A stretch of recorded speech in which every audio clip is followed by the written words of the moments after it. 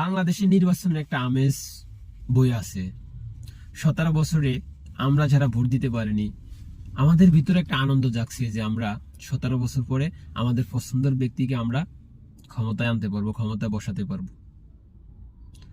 বাংলাদেশের মানুষের মধ্যে সত্যি নির্বাচনের একটা আমেজ বই আছে। আবার কিছু কিছু আসনে বা কিছু কিছু এলাকায় আওয়ামী লীগের সিম্পিতি দেখতে পাচ্ছি। আওয়ামী লীগ যে 3 টার্ম নির্বাচন করেছেন, তারা ভোট কেন্দ্রে তাদের কর্মীদেরকে সিরিয়াল দিয়ে রাখতো। আর অন্য দলের নেতা কর্মীরা যদি ভোট কেন্দ্রে ভোট প্রয়োগ করতে আসতো, তাহলে তাদেরকে মেরে তুলোধনা করত। বিএনপি যদি প্রচারণার মাঠে মাইক নিয়ে নামতো, তাদের মাইক ভেঙে ফেলতো। এখন আবার কিছু কিছু জেলায় সেম সিম্পিতি দেখতে পাচ্ছি। এখন তো আওয়ামী লীগ নেই, বিএনপি জামাতকে মারছে, জামাত বিএনপিকে মারছে। কেন মারামারি করা লাগবে কেন? আমার কথা হচ্ছে, একটা আসনে জামাতের একটা এমপি আছেন, বিএনপির একটা এমপি আছেন, দুইজনে মিল্লা একসাথে প্রচারণা করেন।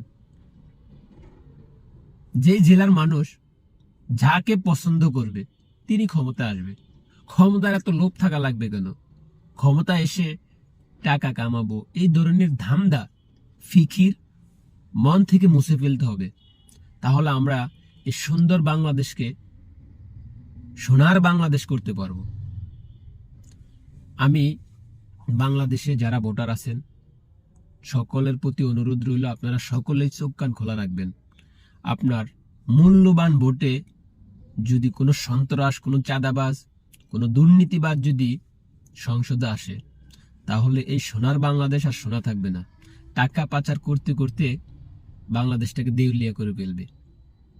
আওয়ামী লীগ 17 বছর বাংলাদেশকে দেউলিয়া করছে, টাকা পাচার করছে। সেম টাকা পাচার করে শামীম ওসমানের মতো, নানকের মতো, তাপসের মতো বাংলাদেশ থেকে পালাইব।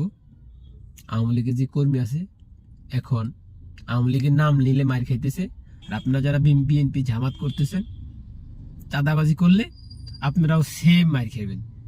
যে একটা কথা আছে না, আগে যারা মার খাইত এখন তারা নেতা, আর আগে যারা নেতাগিরি করতে এখন তারা মার খায়। এটাই বাস্তব।